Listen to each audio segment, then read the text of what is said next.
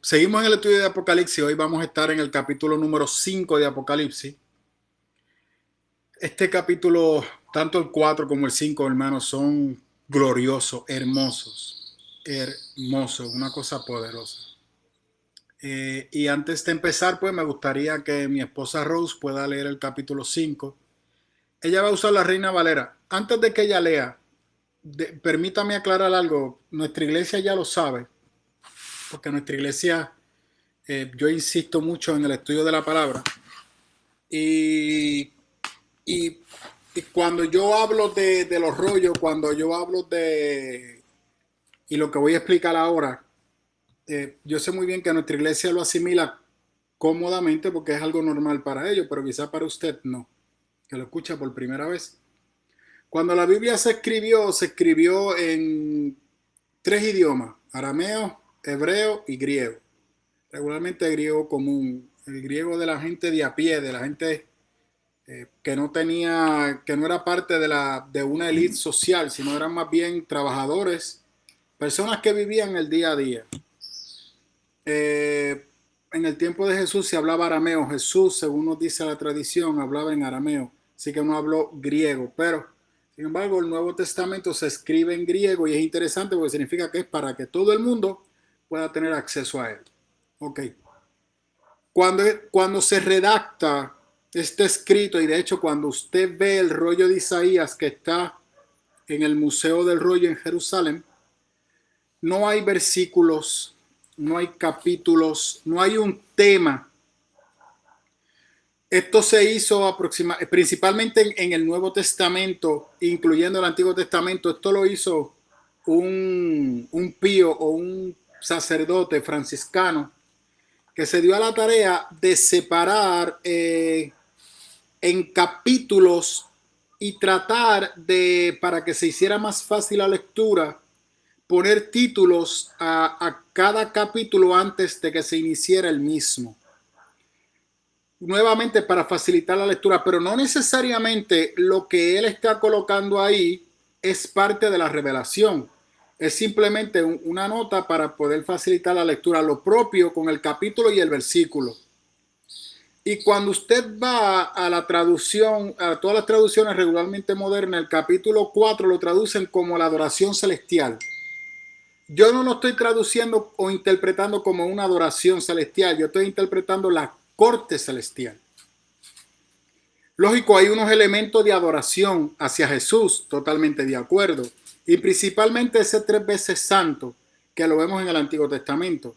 Y en el Nuevo Testamento se le está aplicando a la figura divina de Jesús, que es lo que podemos entender y comprender que está ocurriendo en el libro de Apocalipsis, la revelación que se le está dando al apóstol Juan. Así es que cuando usted va a la mayoría de las Biblias dicen la adoración celestial en el capítulo 4. Entonces el capítulo 5, que es el que vamos a leer hoy, dice el rollo y el cordero. Lógico, porque el rollo y el cordero es la idea central de lo que el que le puso el título interpreta que es lo que se va a desarrollar. Pero tanto el 4 como el 5 van unidos y por eso es que le hago todo este recorrido. Y hay veces que cuando usted lee la Biblia no se puede limitar, y por eso cuando usted va a hacer exégesis, y por eso es que usted quizá me ha escuchado antes criticar a muchos predicadores que cogen un texto y hacen una predicación, pero no tomaron en cuenta el texto anterior y el texto que sigue. Porque puede ser que lo que Jesús esté hablando en esa porción que usted tomó analizar o estudiar y no tomó en cuenta la idea central que quizás venía desde el capítulo anterior o quizás continúa en el capítulo que sigue. Y el texto, de hecho, si usted comprende esto, se va a dar cuenta que se explica solo y se le va a hacer bien difícil, si usted es bien responsable en ese aspecto, sacar de contexto un texto. Si es que el capítulo 4 y 5 van de la mano, El 6 igual, hasta que luego hay una pausa en el asunto de los sellos, que también es parte en el capítulo 6, que también es parte de lo que se le está dando a Juan, pero lo vamos a notar que hay un momento que a Juan se le... Recuerde que Apocalipsis es símbolos. y muchos de los símbolos que se están llevando a cabo se le están dando a una mente judía, helénica, pero Juan es judío, como lo habíamos explicado ya en veces anteriores. Si quieres un poco más, pues vaya por favor a los estudios anteriores. Juan es judío y al Juan ser judío se le están dando elementos judíos. Primero, mi hermano, y esto no lo podemos negar, la revelación de Dios se le dio al pueblo judío, no se le dio a nadie más. Fue al pueblo judío. Dios escogió a Abraham para de Abraham hacer una nación para él. ¿Oyó? Para él. Abraham no escogió a Dios. Dios escogió a Abraham. Los discípulos no escogieron a Jesús. Jesús escogió a sus discípulos. Si tú le sirves a Cristo, no es porque tú en tu criterio determinaste hacerlo. Fue porque a Dios le plació llamarte. Y al contrario, en vez de usted sentirse como que contrale, no, siéntase halagado, siéntase honrado, porque el Dios Todopoderoso no solamente te llamó, que lo vamos a ver ahora, te hizo parte de un reino, y no de cualquier reino, de un reino eterno. No solamente de un reino eterno, te ofrece vida eterna. No solamente te ofrece vida eterna, te ofrece la victoria sobre la muerte. No solamente la victoria sobre la muerte, te hace coheredero junto con él. No solamente te hizo coheredero junto con él, sino que ofrece vivir contigo eternamente y para siempre. O sea, no hay una fracción de la composición humana que estas palabras no le produzcan paz y gozo a cualquier cristiano que lo escuche. Y eso es lo que yo quiero que usted comprenda. A la iglesia que está siendo perseguida en el momento de Juan, se le está diciendo que el Dios Todopoderoso tiene el control de la creación. Tiene el control de todo. Así que nada se le escapa. Y antes de que mi esposa Rose lea, sí quiero aclarar algo, porque a veces la gente no entiende esto. El dueño y señor del mundo es Dios. Los hombres no están por encima de Dios. Ahora, lo que ocurre en el gobierno de los hombres es únicamente y exclusivamente culpa de los hombres. Dios no tiene nada que ver. Dios no tiene nada que ver. Si usted va, por ejemplo, al primer asesinato de la Biblia, cuando Caín asesina a Abel, antes de que ese evento ocurriera, Dios le está diciendo a Caín, oye, la maldad está a la puerta, pero tú puedes vencerla. La razón de Cristo morir en la cruz fue para darle al ser humano la alternativa de poder vivir una vida conforme a lo que él pensó, que es el relato que tenemos en el Génesis capítulo 1 y capítulo 2, donde el hombre pudiese tener una relación íntima con Dios. Por eso nos deja el Espíritu Santo, que es parte de esa combinación poderosa. Así es que aún hoy, aquellas personas que quieran ser parte del gobierno y del reino celestial tienen la alternativa. ¿Cuál es? Aceptar a Cristo como su Salvador. Mire, no hay manera de que usted sea parte del pueblo de Dios si usted no acepta a Cristo como su Salvador. Es la única manera de usted recibir todo lo que yo mencioné hace un momento. Es usted aceptando a Cristo como su Salvador y permitiendo, oiga que esto me fascina, y permitiendo que Él sea quien te ayude a organizar tu vida. Porque nosotros, cuando no tenemos a Cristo, lamentablemente dirigimos nuestra vida por nuestros deseos, por nuestro capricho, que tarde o temprano nos sentimos tristes, huecos y vacíos. Porque nuestra alma está diseñada de una manera tal que no se satisface con lo que este mundo tiene para ofrecernos. No se satisface. No hay nada en este mundo que pueda llenar nuestra alma a plenitud. Siempre va a haber un vacío. Y aun cuando venimos a Cristo, esos vacíos se van llenando de manera proactiva y progresiva. Progresiva. Proactiva cuando no nos damos cuenta. Progresiva poco a poco. Así que ni aún tú aceptando a Cristo como tu Salvador, en el momento tu vida es llena y satisfecha totalmente. No, es un proceso. Por eso yo le digo a la gente, si usted aceptó a Cristo, es un día a la vez. El maestro no tiene prisa, Dios es eterno. Él no tiene prisa. Él va a ir poco a poco contigo. Y mire, aplícalo de manera positiva. Significa, pastor, que yo puedo tomar malas decisiones. No solamente vas a tomar malas decisiones, vas a tomar malas decisiones. Y de hecho, mire, hace un momento cuando yo venía del trabajo para mi casa, venía a mi mente que tú y yo podemos vivir de dos maneras. O tú te lanzas por el mundo a tomar decisiones por ti mismo y a cometer errores que te van a marcar, vas a sufrir, vas a llorar. O puedes aprender de los errores de otro. Por ejemplo, cuando un hijo se educa en el hogar de sus padres, tiene dos caminos.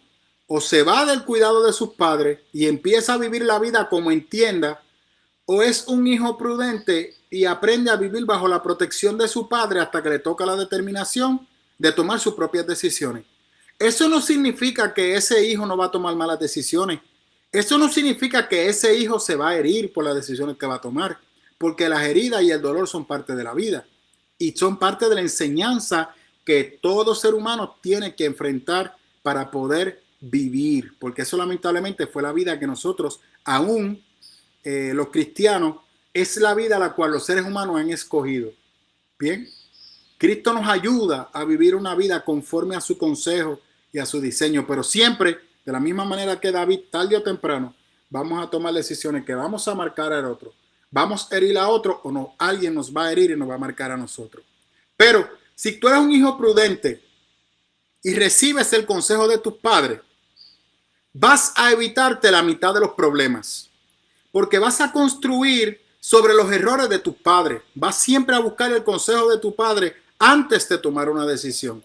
Y vas a recibir y a permitir el cuidado de tus padres para que tú puedas llevar la vida de una manera lo más sabia y prudente posible, que te va a evitar muchos gastos innecesarios económicos, muchas malas decisiones laborales, financieras, emocionales, y vas a poder tomar y dirigir una vida lo más segura posible, aunque el dolor tarde o temprano te va a tocar, pero no vas a sufrir solo. Vas a tener siempre personas a tu alrededor que te van a acompañar y te van a consolar. Eso mismo hace el Señor con nosotros. Tú tienes la determinación de seguir tu vida por tu rumbo y tus decisiones, o permitir que el Señor te ayude a construir una vida mejor. Cuando nosotros venimos a Cristo es porque nuestra vida está destrozada. Nuestra vida está destrozada. Y Él llevaba tiempo detrás de nosotros buscándonos hasta que nos enamoró y nos conquistó. Y ahora nos ofrece una nueva vida. Una nueva manera de cómo llevar la rienda de nuestras decisiones y de nuestro, y para nuestro cuidado. Ahora, ¿qué usted quiere hacer? La decisión es suya. El consejo de Cristo, ¿cuál es? Permíteme llevarte al lugar que yo siempre pensé, soñé y deseé para ti. La decisión siempre es tuya, la decisión es mía. Y en el libro de Apocalipsis vamos a ver, porque hay momentos difíciles aún en la fe cristiana, como lo que estamos experimentando ahora como nación, donde Dios nos envía palabra de consuelo para que tengamos paz. Porque en medio de toda esta miseria que los hombres han construido, Dios ha procurado como un oasis para nosotros como seres humanos poder acudir a Él y recibir esa agua fresca para nuestra alma. No me malinterprete. El centro de todo esto no eres tú. El centro de todo esto es la gracia y el amor de Dios. ¿Me sigue?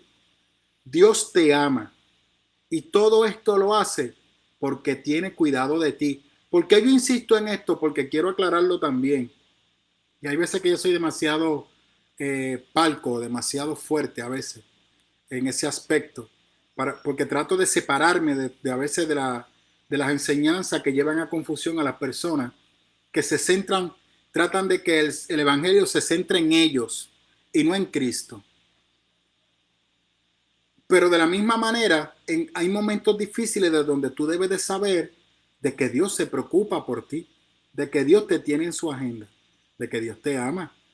Pero la revelación de Apocalipsis no se trata de ti, se trata de Cristo. De lo que Cristo está haciendo para su pueblo, para su nación. De lo que Cristo hizo y por qué hizo lo de la cruz. La mayoría de las personas a veces interpretan, usando el Antiguo Testamento, en el capítulo 5 y en el capítulo 4 vamos a entender el por qué Cristo hizo lo de la cruz. El por qué. ¿Y de qué parte tú estás? Yo te exhorto que estés de parte del Maestro. No por temor, porque nadie ha hecho por ti lo que él ha hecho, ni tan siquiera tus padres. Total, tus padres fueron el instrumento que Dios usó para darte vida. Pero tus padres no te escogieron a ti, fue Dios. Porque cuántas veces hay personas que tratan de tener hijos y no pueden, lamentablemente. Cuántas veces hay personas que han tratado y nada. Pero Dios te pensó, Dios te diseñó, Dios te calculó. Así que tú eres propósito de Dios y tus padres, el instrumento que Dios creó. Y eso me permite para explicar algo. El padre irresponsable, el maleante, el político corrupto, el doctor corrupto, el abogado corrupto, el trabajador corrupto, el que no quiso estudiar por escoger una vida paralela a la ley, el que determinó irse al punto, el que determinó irse a robar, a todos ellos Dios le ha dado la oportunidad y sigue dándole la oportunidad de una mejor vida. Al padre alcohólico, al padre drogadicto que maltrata al hijo, al padre que ha tocado a su hijo, al tío que ha tocado a su sobrino, a todos ellos Dios le ha dado la oportunidad para que tomen la decisión de una vida diferente. Pero ellos no lo han determinado. Ellos han preferido dirigir su vida. Y ellos en su determinación te han hecho daño a ti. Y le han hecho daño a otros. Dios no tiene nada que ver con eso. Al contrario, Dios lo que ha tratado de hacer es de proveerte a ti en medio de tu sequía una herramienta que te permita poder ser sano y poder ser restaurado a lo que Dios originalmente te pensó. Eso no tiene nada que ver con las malas determinaciones de otro, del padre que dejó al hijo y se fue. Dios no tiene la culpa de eso. Sabrá Dios cuántas veces Dios tocó al padre y trató de proveerle aún la necesidad económica y la sabiduría y el cuidado para que se mantuviera al lado de su hijo. Pero pensó en él, pensaron más en ello que en Dios. De la misma manera, mire, véalo en micro. ¿Cómo usted se siente cuando usted va a un supermercado y usted ve que hay una persona sin mascarilla y sin guante? ¿Qué es lo primero que usted dice? Mire, es irresponsable. ¿Qué usted piensa? A esta persona no le importa mi salud, ni tan siquiera la de él. ¿Cuál es la famosa frase? Tú no puedes amar a nadie si no te amas a ti mismo. ¿Me sigue? Lo mismo aplica en el macro. Y eso lo vamos a ver ahora. Por eso hago la explicación. Dios es el dueño y señor de la tierra. Y en el capítulo 4, el mar como de cristal es el gobierno frágil y débil y corrupto de los hombres. En el trono celestial vemos al Rey de Reyes, Señor de Señores, y el que es juez de los hombres. Y se nos va a mostrar la justicia de Dios para la corrupción, maldad, odio, envidia, codicia, traición, intriga de los seres humanos. Amén. Y ya Raúl se está preparando, pero mire, evalúelo. En medio de esta pandemia, ¿no da vergüenza que unas personas traten de capitalizar de la necesidad de la pandemia? Como lo vemos en nuestro país, las situaciones políticas por las fallidas compras estas. Y hoy resulta que hubo alguien que escribió un texto diciendo El virus nos trajo, el virus nos hizo bien, haciendo referencia al dinero que el virus le dejó. Mire, la mascarilla N95 en precio regular 95 centavos, 80 centavos. Hoy lo mínimo que usted la consigue es a $2. Y yo he visto lugares que la venden a 20. Una mascarilla. ¿Usted cree que eso es sabio? Que eso es correcto, que usted se siente orgulloso de ser parte de esta creación que lo que hace es que capitaliza la necesidad del ser humano. Pero el ser humano corrupto así se comporta. Por eso la importancia de que tú entiendas que sí, Dios es el dueño y señor de la creación. Y cuando hablamos de la creación, hablamos de este mundo. Hablamos de la naturaleza. Tú quieres ver la mano de Dios activa. Tú quieres ver a Dios real. Ve la naturaleza. Mira el orden perfecto de la naturaleza. Tú no has visto a ningún león matar por matar. No lo has visto. Siempre mata para alimentarse. O lo que nosotros catalogamos como la acción más terrible de un león es que si encuentra una leona que tiene unos cachorros, le mata a los cachorros para que la leona pueda tener sus cachorros. Aún ahí uno dice, wow, pero es fuerte. Aún eso a mí se me hace difícil asimilarlo, se lo confieso. Pero luego eso tendrá su orden, tiene su sentido. Pero mira el mar, mira el cielo, mira el sol. Todos los elementos de la naturaleza obedecen fielmente, precisamente a Dios. Amén. Los huracanes para limpiar la tierra, el ambiente. Estaba leyendo hoy un reportaje que la contaminación disminuyó 17% a nivel mundial, producto de la pandemia. Es una bendición favorable para la creación. Mira cómo la creación se auto reconstruye por más daño que tú y yo les hacemos. Eso es Dios. Por eso en Génesis 1 y 2 es importante verlo. La creación es un organismo vivo y le rinde cuentas a Dios. Y por eso el salmista dijo, la creación gime por justicia delante de ti. Y vamos a ver pronto en Apocalipsis esa creación que se gime, que se tambalea, producto de la contaminación humana. Y cómo Dios tiene que salir en defensa de su creación.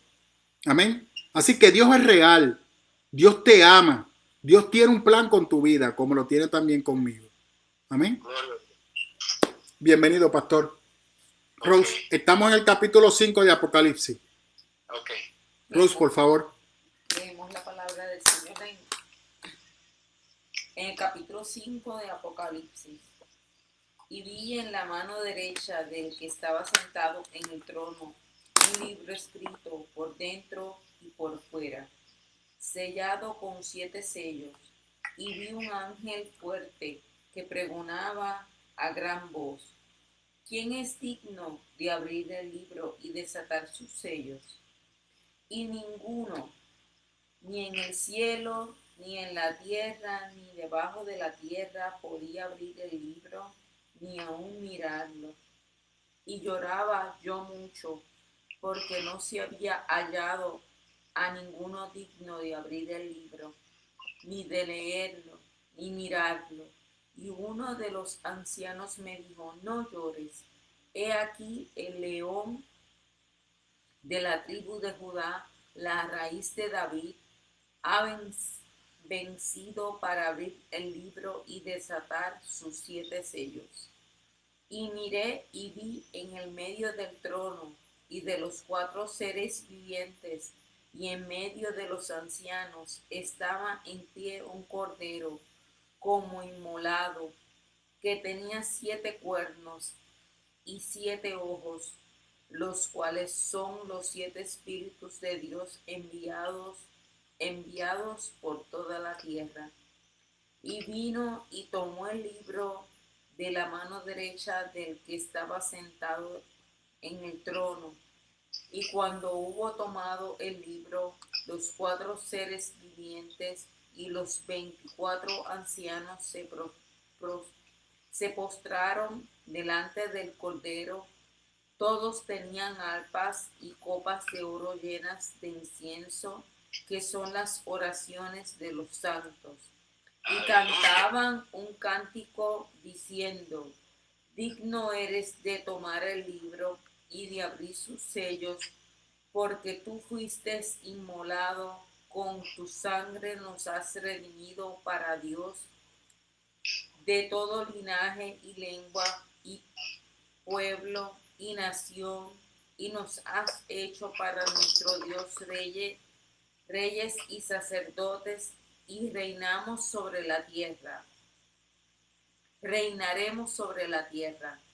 Y miré y oí la voz de muchos ángeles alrededor del trono, y de los seres vivientes y de los ancianos, y su número era millones de millones, que decían a gran voz: el Cordero que fue inmolado es digno de tomar el poder, las riquezas, la sabiduría, la fortaleza, la honra, la gloria y la alabanza.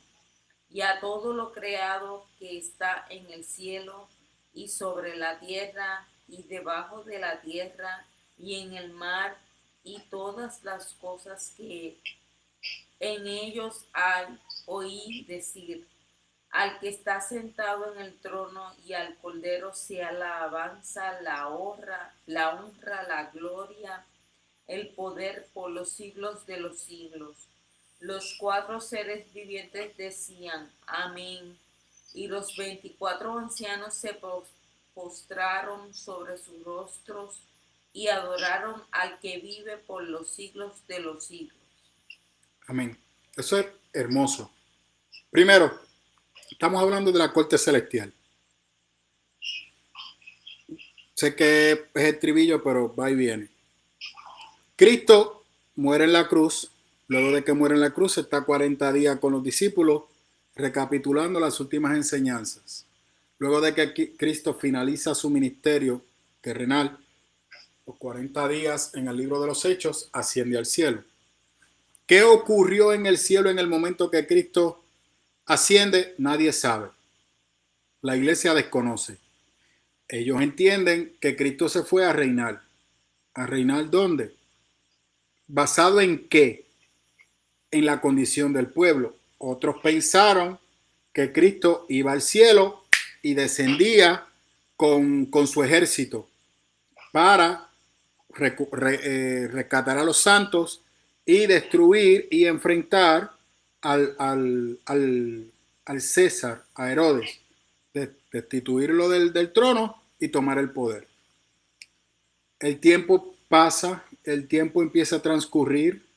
Nada de lo que ellos interpretaron empieza a ocurrir. Cristo guardó silencio. Cristo no dijo nada. Cristo simplemente le encomendó a la iglesia ir al mundo y predica. Y en esos 40 días no hubieron nada, no hubieron revelaciones adicionales, no hubo enseñanzas adicionales. Lo que se hizo fue recapitular lo que por 3 años los discípulos habían recibido. Y literalmente se les hizo fácil en esos 40 días alinear lo que por 3 años vieron que no habían creído, como hablábamos en el carácter de los 12 apóstoles.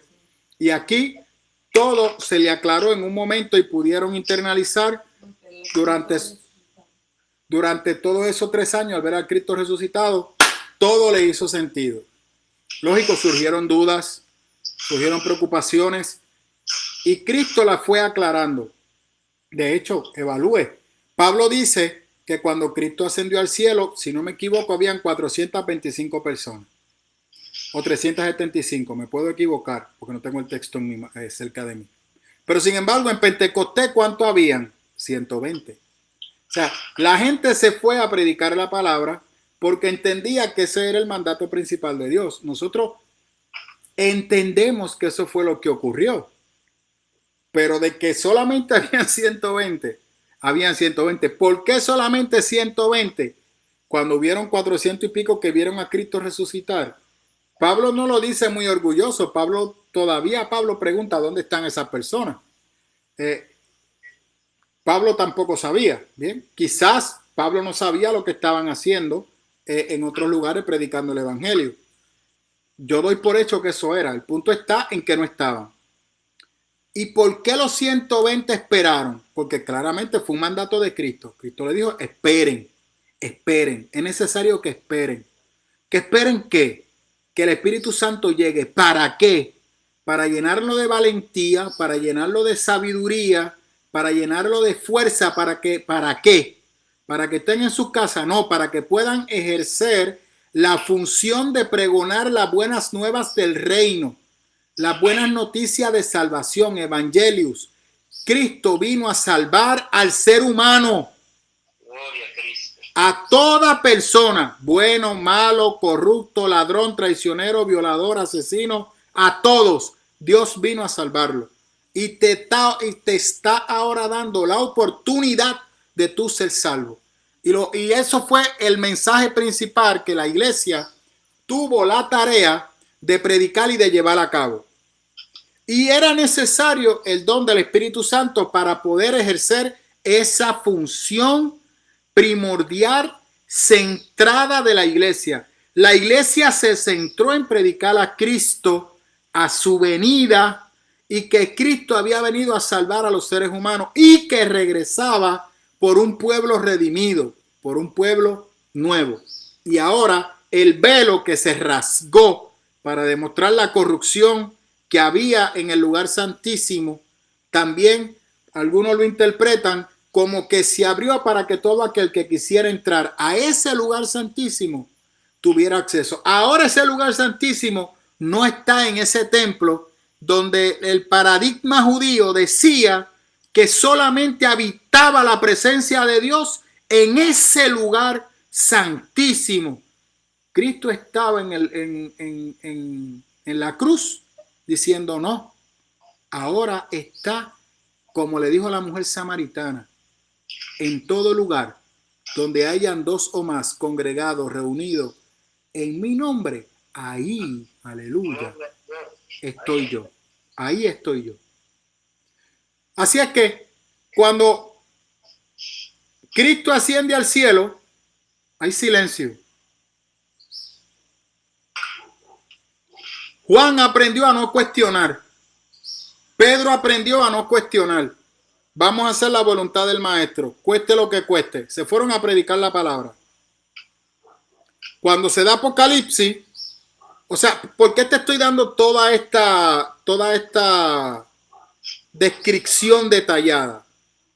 Para que entienda la importancia de Apocalipsis 4 y 5. Para que le entiendas y por qué yo le insisto a la iglesia que si hay un libro que la iglesia debe de atesorar y pegárselo en el pecho es el de Apocalipsis. Porque ahí vamos a ver que Cristo no se fue al cielo a tocar un violín y a tocar el arpa. Él fue a ocupar el lugar en el trono.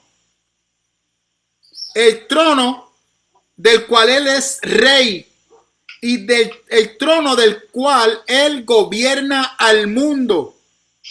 El trono del cual Él cuida y tiene visión de todo lo que ocurre en la iglesia, de quién es salvo y quién no. Por eso, mire, no se desconecta. Cristo claramente dijo, el trigo y la cizaña crecen juntos. ¿Cómo usted distingue el trigo de la cizaña? Y usted lo ha visto. Son idénticos. Son gemelos.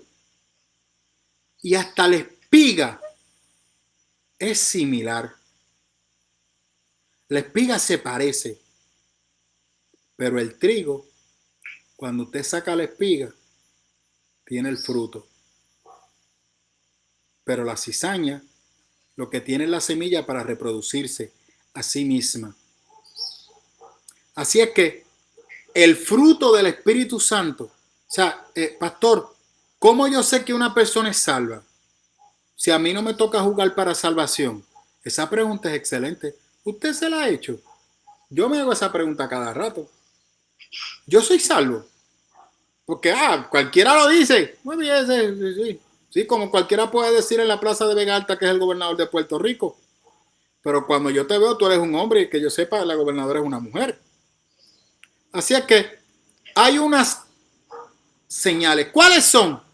Gálatas nos da una idea, Efesios también, que son los famosos frutos del Espíritu. Y cuando usted lee esos frutos del Espíritu, no son todos los dones, no son todo lo que el fruto da en el ser humano, pero es una idea, nos da una idea de lo que puedan ser las señales para tú y yo ser salvos. Así que ahí están esas señales que tú y yo tenemos que ver, porque si hay alguien que sabe si ha sufrido un cambio, sí o no, eres tú y soy yo. Y me explico, si tú sigues viviendo de la misma manera, tomando las mismas decisiones, tú no has sufrido un cambio, tú sigues siendo la misma persona. Si tú puedes hablar un antes y un después de tu vida, entonces en tu vida ha ocurrido algo. Si no, sigues siendo la misma persona. Así que Cristo no ha transformado tu corazón. Tú sigues siendo la misma persona que simplemente en vez de estar en una barra, cambiaste el lugar de encontrarte, que ahora es una iglesia. Y allí estás confraternizando con el grupo de hermanos, con el grupo de personas del cual te sientes parte. Pero no eres injertado por el Espíritu Santo. Por eso Juan en 4:1 dijo, porque aquí que ellos comieron con nosotros, caminaron con nosotros, aprendieron lo mismo que nosotros, pero cuando se fueron, hicieron totalmente lo que no aprendieron con nosotros. Por eso, aunque eran de nosotros, nunca fueron de nosotros. Aunque caminaron con nosotros, perdón, nunca fueron de nosotros. Porque en el cielo Dios le está diciendo a Juan, ahora que lo vamos a ver y qué está ocurriendo ahí en ese capítulo 5, que él sabe lo que está ocurriendo en sus iglesias. Y mire, cuando usted va al capítulo 4, claramente Dios está sentado en el trono, pero no menciona a Jesús para nada. Jesús no aparece. ¿Por qué Jesús no aparece? Porque Jesús es el nombre terrenal de Cristo. Jesús significa Salvador.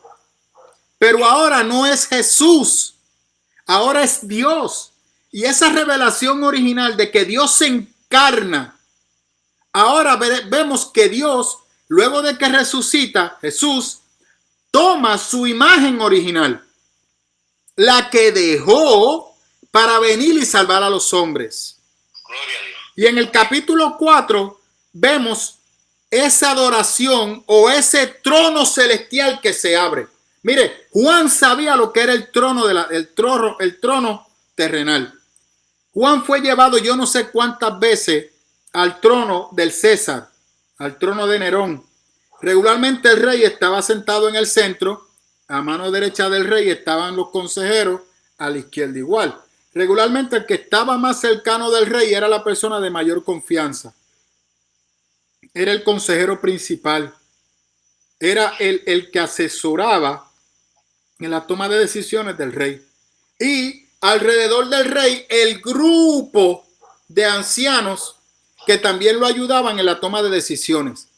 Si usted va a todas estas películas, principalmente Gladiator, esa película es excelente porque da muchos detalles históricos de cómo era la estructura del gobierno romano.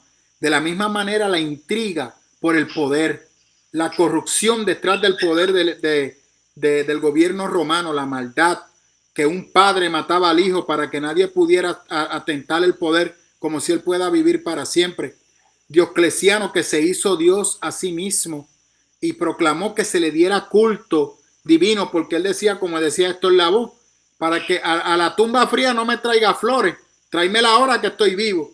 Así que Diocleciano dijo, no, el que me quiera honrar, que me honre ahora, no cuando yo me muera. Y se declaró a sí mismo Dios con todas las virtudes que el imperio romano le daba a los César, que habían sido grandes César. A los César fallecidos se le hacía un culto y se le daba honra divina. Pero no, Diocleciano pidió honra divina en carne.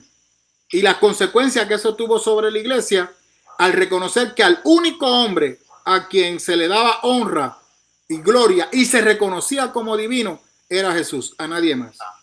Todos los demás seres humanos son corruptos, malvados, perversos, que necesitan arrepentirse para que Cristo transforme sus vidas. Así es que Juan sabía lo que era la corte. No sé si usted sabe por dónde le estoy llevando, Dios está usando elementos que Juan pueda identificar. En otras palabras, no necesariamente en el reino hay un trono.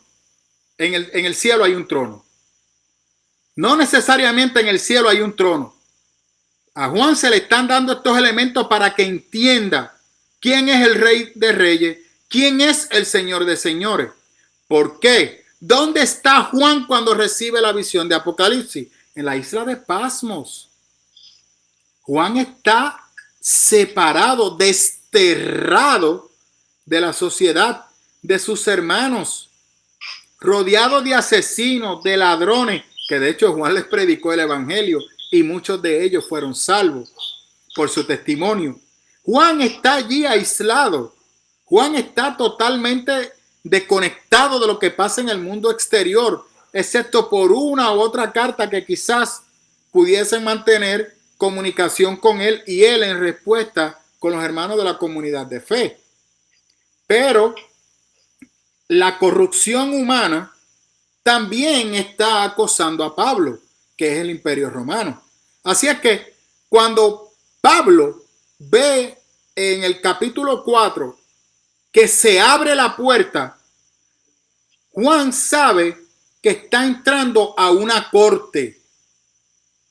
Y cuando usted va a una corte, es porque el juez va a tomar una decisión, una acción. Y en el capítulo 5 nos damos cuenta que ya ese juez va a entrar a la sala. Yo he estado en una corte y usted puede estar sentado en la corte y de repente viene el alguacil y dice: de pie todo el mundo, se acerca a vuestro honor. Y automáticamente el juez viene, pum, y toma su estrado. Y regularmente llega una libreta o un libro, que es como un log de todas las decisiones que él, como juez, va a tomar. Aparte de que hay una secretaria de la corte que está también taquigrafiando todo para redactar lo que está ocurriendo. Más hoy en día se usa una cámara también para grabar todo lo que está ocurriendo en la corte. El juez tiene para hacer sus notas aparte, la cual luego puede revisar, puede analizar, quizá la decisión fue correcta, si no fue correcta, qué ajuste puede hacer, algo así. El pastor Ernesto entiendo que tiene más conocimiento que yo en ese aspecto y pueden en su momento cuando estemos en la iglesia o en una parte que yo lo digo ahorita, pues puede aclarar más sobre eso. El punto está en que cuando Juan está allí parado, llegamos al capítulo 5, recuerde, no me lo separe, vea la unidad, capítulo 4, Juan se abre la puerta, ve el trono, ve unos elementos que lo vamos a explicar pronto, que son estas bestias, o que no necesariamente bestias, apariencia de bestias, pero que son ángeles porque tienen 4 alas para cubrir su rostro, otro sus piernas. Así es que Juan entra a esta corte que increíblemente también es un lugar de adoración. Y se está adorando y se está honrando al dueño y señor de la creación. Y Juan se le ha permitido, por la gracia de Dios, entrar a ese lugar santísimo por la sangre de Cristo. ¿Sabe lo hermoso, mi hermano? Que ese lugar es para ti y para mí. Es para todos. Dios no, como yo siempre le digo a la iglesia, el que se pierde es porque quiere. Dios no le cierra la puerta. Somos nosotros. Soy yo quien rechazo la salvación. La salvación está ahí para mí. Y si yo tomo la decisión de aceptarla, en el momento la recibo. Pero quienes la rechazan, quienes se resisten, somos tú y yo, lamentablemente.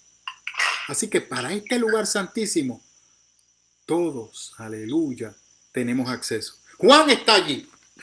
Amén. Gloria a Dios. Y está viendo cómo el trono se va formando. Y en el interín hay una adoración, hay unos elementos que le van diciendo a Juan, algo va a pasar, Juan, algo va a pasar. Se repite lo del capítulo 1, el alfa y la omega, la vida y la muerte. Así es que Juan dice, el que me habló en el capítulo 1 es el que está ahora. Y yo creo que este es Jesús, mi amigo, mi hermano. En el capítulo 4 continúa esa descripción del trono, pero se añade ahora algo. Hay un rollo. ¿Y ese rollo qué tiene? Tiene 7 sellos. Significa perfección.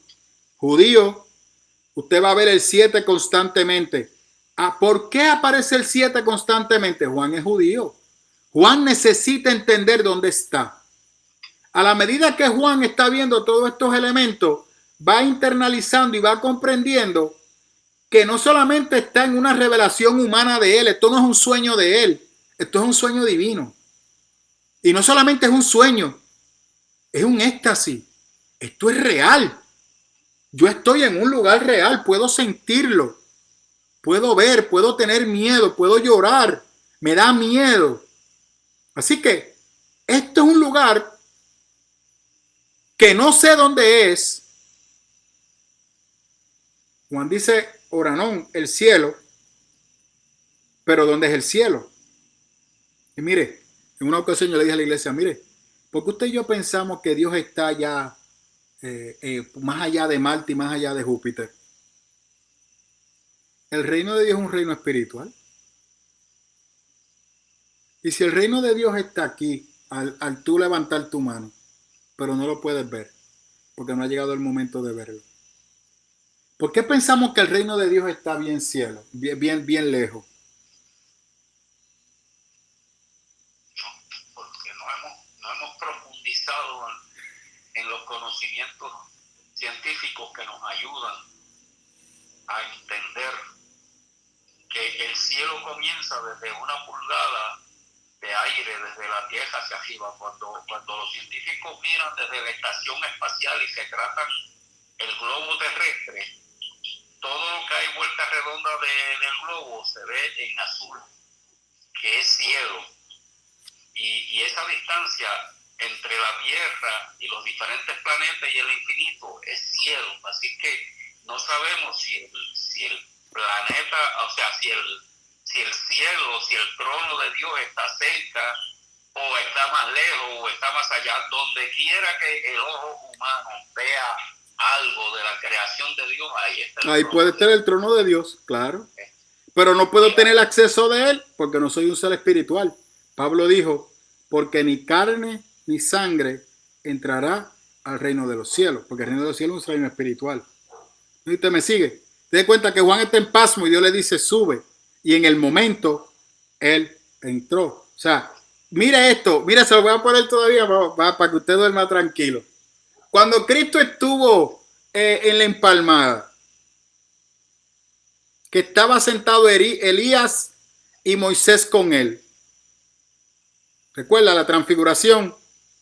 Eso no ocurrió en un momento. O Cristo tuvo que estar allí esperando. Dios mío, la verdad que este Moisés está brutal, que mucho tarda, mano. Oye, Elías, pero la verdad que este Elías va a seguir. Oye, le dije a ese jato que llegara aquí en 1 hora. Eso fue que se detuvo en Marte allí quizás a tomarse una limonada. No, en el momento ocurrió la transfiguración. No solamente la presencia física de Elías y Moisés, sino la transfiguración del maestro en segundos. O sea, no sé si usted me sigue, repito, esto no es una nueva enseñanza.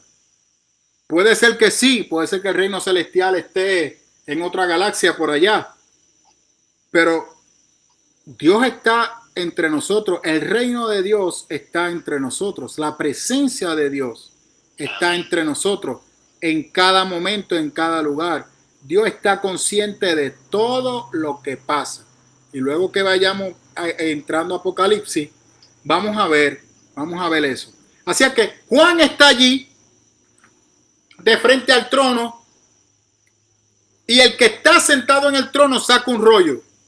Llama la atención de Juan. ¿Y por qué un rollo? Por pastor, ¿por qué no un libro? Estamos hablando de Juan y el tiempo de Juan. Los códices surgieron aproximadamente en el siglo II, siglo III, siglo IV, que fue cuando surge en el pueblo de Biblos, de donde sale la palabra Biblia, que fue que empezaron a hacerlo como una hoja encima de otra, una hoja encima de otra y amarrarlo por la parte de atrás. Luego eso se fue desarrollando y era con una piel bien bonita de animal, donde dentro estaban los rollos, no necesariamente papiro, porque el papiro se deterioraba, así que a veces usaban la piel de cabra, la piel de carnero, la piel de vaca, para entonces poder hacer los escritos, porque ahí la tinta duraba más y no se deterioraba como ocurría con el papiro, que era producto de esta planta que nace en el Nilo, que es como si fuera una bambú bien pequeña que hay que irla trabajando, pero que con el tiempo se deteriora. En el tiempo de Juan, lo que existían eran rollos. Dese cuenta que Pablo dice, por favor, dile a Timoteo que me mande los rollos. Y de hecho, al día de hoy, si usted quiere, por ejemplo, un rollo del Pentateuco, usted no puede solicitarlo, vamos, no puede solicitarlo. Usted tendría que tener un contacto que sea un rabino que le pueda ordenar el rollo en Jerusalén, que se manda a escribir a mano, y creo que es el libro de Deuteronomio, no son los primeros 5 libros, solamente Deuteronomio, todo corrido como le expliqué al principio de esta transmisión. Y hay unos escribas especializados solamente dedicados para esto, que redactan el Pentateuco de Moisés o dado a Moisés, y cuando usted lo recibe va a ver que es un solo rollo con 2 palitos, y cuando usted lo va a leer, usted lo va abriendo, o ya sea de este lado, si usted va a leer para acá, o de este lado si va a leer para este.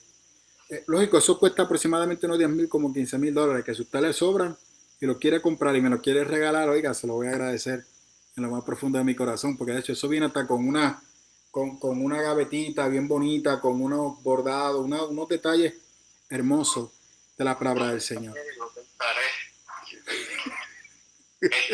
Pastor, si me permite, quisiera abundar algo sobre el juicio. Cuando uno va aquí en la tierra, tú hablabas de cuando uno va a un tribunal, hay 2 tipos de juicio. Está el tipo de juicio que es por jurado y está el tipo de juicio que es por derecho propio, que uno se enfrenta, renuncia al jurado y se enfrenta al juez y la decisión la toma el juez. Yo pienso que cuando Cristo venga a levantar su iglesia, y la Biblia dice que luego que levante su iglesia y pasarán todos los eventos que van a pasar, entonces vendrá otra vez con su iglesia a juzgar las naciones.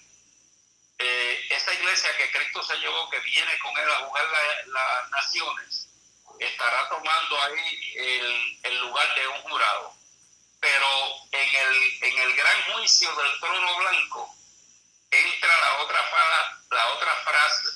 fase, debo decir, de lo que conocemos nosotros, que cuando se renuncia al jurado, entonces nos sometemos a la plena, profunda e majestuosa autoridad del juez. Y cuando el juez termina, dice, y esto es una acción firme, final e irrevocable. Cuando Dios dicte la última palabra en su trono, esa decisión no va a haber quien la revoque allá arriba. Amén.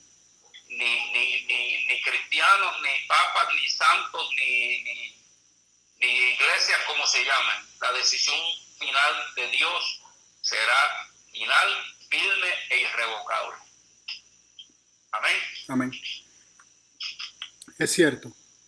Y cuando el punto está que cuando por alguna razón Juan está esperando, si ya está en la corte, Juan quizás espera de que por fin el juicio de Dios va a caer sobre los seres humanos. Dios va a hacer justicia. Y Juan está esperando en el trono, está esperando en la corte celestial, que también hay una adoración, y aparece el rollo. le llama la atención y hay toda la intención del cielo para que Juan le llame la atención el rollo. Tanto es así que no solamente ve los siete sellos, sino que él sabe que está escrito por los dos lados. Así que llama su atención saber lo que hay en ese rollo. Y esperando por esa respuesta, Juan está anhelando la intervención de Dios a beneficio de los justos, de su pueblo, de sus hermanos. No estoy hablando de judíos, estoy hablando de los cristianos que están padeciendo en los estadios, que están sufriendo hambre, que están perdiendo familiares, que el gobierno insiste en hacerle daño y perseguirle. Juan espera que ese rollo tenga en su mano la esperanza de la iglesia, el mensaje para la iglesia, para los fieles. Sí, que en las 7 iglesias hay personas que hacen lo malo, pero también hay gente buena que se ha mantenido fiel al Señor, que no ha claudicado en la fe como tú y como yo. Y empieza a llorar, pero a llorar de una manera tal que uno de los ancianos se acerca y le dice: pero ¿por qué lloras?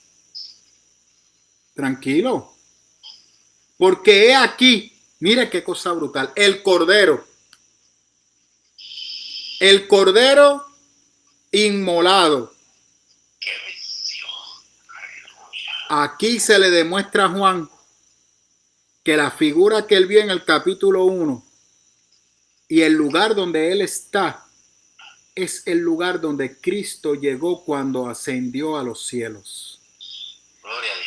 Estoy en la presencia de mi Salvador, de mi hermano, de mi amigo Jesús. Aleluya. Y aparece el cordero. Mire, símbolos. Juan es judío. Cristo fue el cordero inmolado, el que fue sacrificado para salvar a los seres humanos. Aquí a Juan se le responde aún más la pregunta.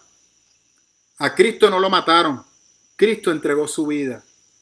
Cristo se rindió. ¿Ante quién? Ante la codicia, la maldad, la intriga y la envidia de los hombres que pensaron que lo iban a vencer y lo iban a destruir. ¿Quién estaba detrás de todo eso? El enemigo, Satanás. ¿Quién es el consejero principal del gobierno de los hombres? Satanás, el acusador, la serpiente antigua. Ayer yo veía la versión actualizada de la diosa Diana en la película de la Mujer Maravilla. ¿No usted sabe que ella se llama Diane? Oh, sí. Diane es la diosa Diana, diosa del amor de la mitología griega. Y cuando usted se pone a analizar, ella lo que promueve es el amor, que es lo que debe de reinar entre los hombres. Y ella está dispuesta a proveer ese amor. Y aquí, si quiere, vaya a los estudios que están titulados sobre las 7 iglesias, yo hablaba sobre lo que ocurría en los templos de las sacerdotisas paganas. Ese era el amor que ellas brindaban. Pero en todo esto, en su lucha por tratar de lograr la justicia y el amor entre los seres humanos, aquellos que vieron Wonder Woman, de esa que estoy hablando, Ares, que es el dios de la guerra, es lo mismo que hace el diablo. Es la mejor manera de ver al diablo. Porque cuando él está ya en la parte final de la película hablando con Diane, con Wonder Woman, él le dice: no, si yo no ataco a nadie. Yo le doy idea al ser humano de cómo autodestruirse. Yo le doy idea al ser humano para despertar en él la guerra. Pero ya la guerra está en ellos. La codicia está en ellos. La maldad está en ellos. Pero yo hago esto para que se autodestruyan, porque cuando se maten todos, entonces la tierra va a ser libre. Que es una hipocresía, una hipocresía. Eso es lo que hace el enemigo.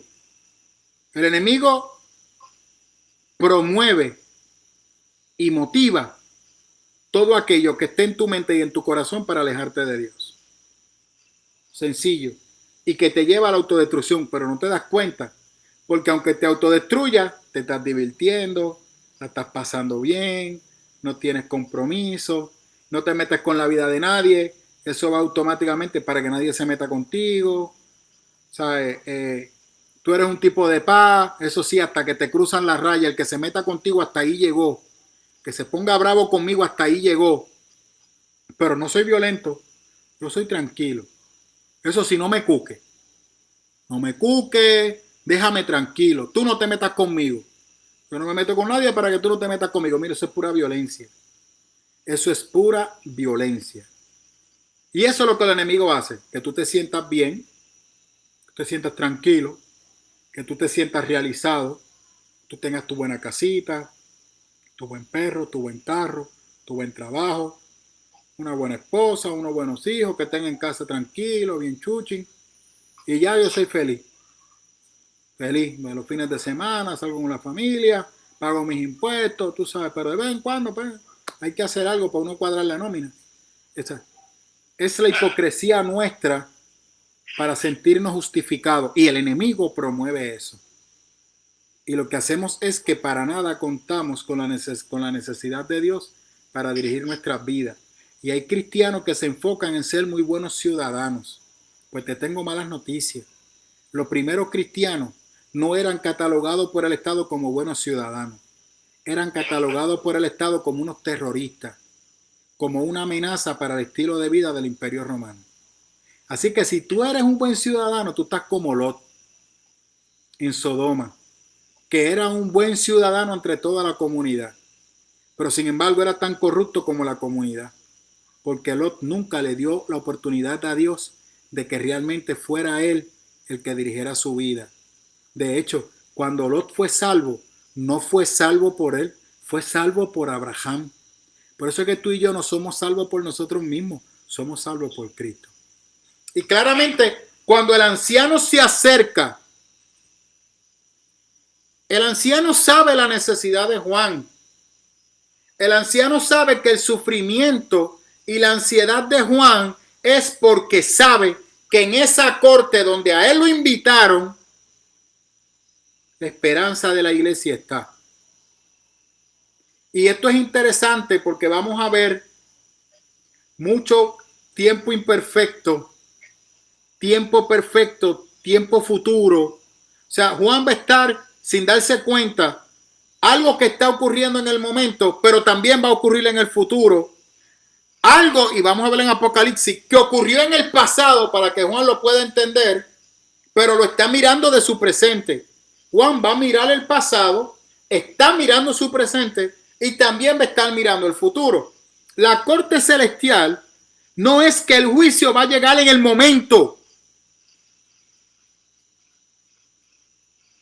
Y cuando Juan empieza a llorar, el anciano le dice, mira el cordero inmolado, aquel que derramó su sangre en la cruz, ese abrirá el trono.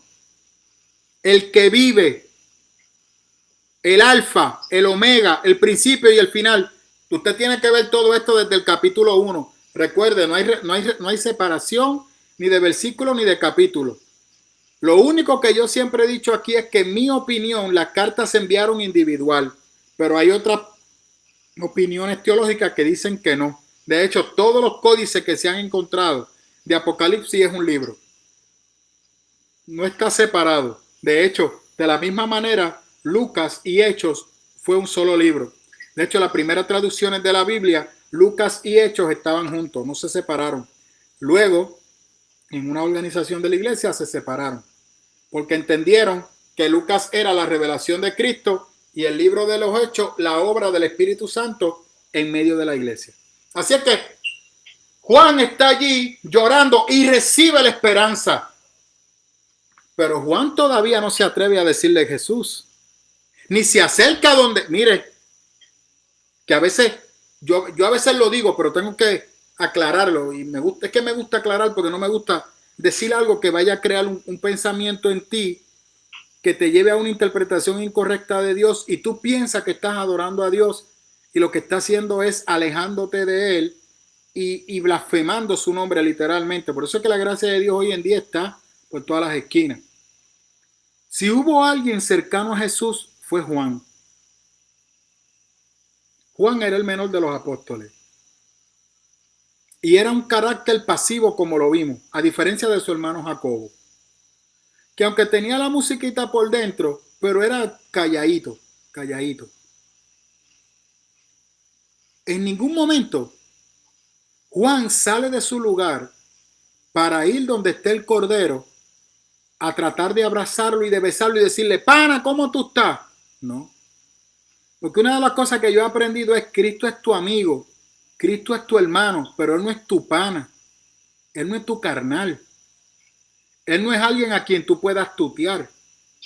Hay que tratarlo con respeto. Él se acerca a ti para decirte que te ama. Y claramente, como dice, de ahora en adelante, ustedes serán mi amigo. Ya no lo llamaré más siervos, sino amigos. Porque el siervo no sabe lo que su amo hace, pero el amigo sabe. Y date cuenta que Abraham, cuando Dios va para Sodoma y Gomorra, le dice, ¿cómo puedo yo ocultarle a mi amigo Abraham lo que yo voy a hacer? Pero en ningún momento Abraham empieza a tutear. Nosotros los puertorriqueños hemos perdido eso. En nuestras tradiciones, a las personas mayores se le decían usted. Mire, usted. Mi jefa es contemporánea conmigo y yo le digo usted. Yo tuve un jefe que era 5 años menor que yo. Yo le decía usted. Y a todas las personas mayores, yo le digo usted por respeto. Gloria a Dios. Por respeto. Y eso es algo que yo le digo a la iglesia. Dios es nuestro amigo, nuestro hermano, pero hay que tratarlo con respeto. Juan está en el trono celestial y se está comportando a la altura del lugar donde está. Está viendo todo lo que ocurrió en la cruz. ¿Oyó? Lo que ocurrió en la cruz del Calvario. ¿Para qué Cristo murió en la cruz del Calvario? Capítulo 5 de Apocalipsis. Ese sacrificio en la cruz lo hizo a Él juez de todos los seres humanos. Porque de la misma manera que se abrió la puerta para que todo aquel que quiera, como muy bien dijo Cristo, mira, tú tienes 2 caminos. El camino angosto, que te lleva a la vida eterna. El camino ancho, cómodo, que su fin es perdición. Tú tienes que escoger. Pero tú no puedes servir a 2 señores. La continuidad del texto. Una fuente no puede dar 2 aguas. O es dulce o es amarga. No dijo salada, amarga. La salada es difícil de tomar. La salobre ni te ocupe. Dulce o amarga. Y añade, tú no puedes servir a 2 señores, porque amarás a uno y aborrecerás al otro. La decisión es tuya. Y aquí claramente vemos que en la cruz del Calvario esa decisión se afirma más. Aquel que ha escogido el camino angosto, ese es parte de mi pueblo. Aquel que no ha escogido el camino angosto, tendré que verlo cara a cara en su momento para pedirle cuenta. ¿Por qué? Porque Dios es amo y señor de la vida de los seres humanos. De la vida de los seres humanos. Y tú y yo tenemos que darle cuenta al dador de la vida de lo que hemos hecho con nuestra vida. Si la hemos vivido conforme al modelo de los hombres o la hemos vivido conforme al modelo celestial. Y claramente luego de eso, Juan se le afirma, se le responde que he aquí el cordero inmolado. Él tiene el rollo. Él es quien va a estar a cargo de lo que va a ocurrir con ese rollo. Así que tranquilo, Juan, ten paz. que Dios tiene todo. Oiga, Dios tiene todo bajo control. Y aquí es que la cosa se pone interesante. ¿Control en qué? De la iglesia, de su pueblo. Pastor, ¿y el gobierno de los hombres? Es de los hombres. Va paralelo al de Dios. Y como yo le he dicho a usted, Cristo nos revela que en un momento de la historia se van a cruzar. Se van a cruzar. Y vamos a ver qué va a ocurrir. Luego de esto, ¿verdad? Ya entramos en el capítulo número 6, que representan cuando esos rollos se empiezan a abrir. A Juan se le dice que se acerque. Vamos a interpretar cada uno de ellos lo más simple posible. Mire, repito, hay mucha información que dejé de las iglesias. Hay mucha información del capítulo 4 que la dejé porque es demasiado material. Y hay mucha información del capítulo 5 que yo puedo seguirlo delineando y sacando más carne porque hay mucho material teológico que nos puede ayudar a entender y comprender. Estoy tratando de resumir. Si algo se me queda, le pido, ¿verdad? Pues disculpa. Cualquier duda que usted pueda tener, repito, por favor, vaya al site, me puede escribir en privado. Algunas personas lo han hecho, pues a la medida que puedo les respondo. Pues yo vengo, les respondo en privado a usted, ¿verdad? Así que ninguna pregunta es una pregunta tonta, ¿no? Toda pregunta tiene su valor y toda pregunta debe de ser contestada, porque lo importante es que tu fe cada vez sea mayor. Lo importante es que tú puedas madurar en la fe para que ninguna adversidad, ninguna situación que venga a tu vida te desenfoque del plan que Dios tiene para ti. Que todo esto que tú estás viendo en el mundo no te asuste, porque esto no es nada nuevo. Cada generación trae su conflicto. La hambruna del 29, las pandemias anteriores que han ocurrido, lógico, cada vez son mayores. Y que esto haya ocurrido en este momento nos demuestra que el ser humano, por más adelanto tecnológico, sigue teniendo la misma necesidad, sigue teniendo la misma miseria, sigue siendo frágil, sigue siendo débil. Pero sin embargo, la fe cristiana está construida sobre la piedra angular, que es Cristo, sobre roca firme. Y ese es el Cristo que yo te predico en esta noche. Y es el que te exhorto que permitas, porque Él ya te ha hecho un espacio para que tú sobre Él puedas construir tu vida. Amén. Ya el próximo jueves vamos al capítulo 6, a delinear esos sellos. Eso es bien interesante, me fascina. Pues nos va a poder ayudar a entender todo esto que está ocurriendo. Y repito, esto es una interpretación diferente de Apocalipsis, no un capricho mío. Tengo varias referencias bíblicas que en algún momento las compartiré con ustedes para que usted también pueda hacer sus estudios. Bien, no he sacado de un pensamiento acá, es producto de investigación, pero es una manera diferente. No soy el único, hay muchos. Yo no soy un teólogo. Bueno, todo cristiano es teólogo. Después que usted se acerca a estudiar la palabra, usted es un teólogo. Pero personas que llevan años, aún más que yo, estudiando la palabra, se están dando cuenta que hay que reinterpretar Apocalipsis y se están dando y están encontrando un tesoro en Apocalipsis que los está ayudando a entender lo que está ocurriendo en el entorno. Y lógico, producto quizás de lo que ocurrió en los años 60, los años 70 con Guyana, con lo que yo le hablé de lo que ocurrió en Utah con esta persona que se hizo profeta en Puerto Rico. Aquí había un pastor en Canóvana que se llamaba La Trompeta de Dios, que también hizo un montón de barracidades. Todo con la amenaza de que Cristo viene aislando a su familia, separando a las personas, desconectándolas de la sociedad.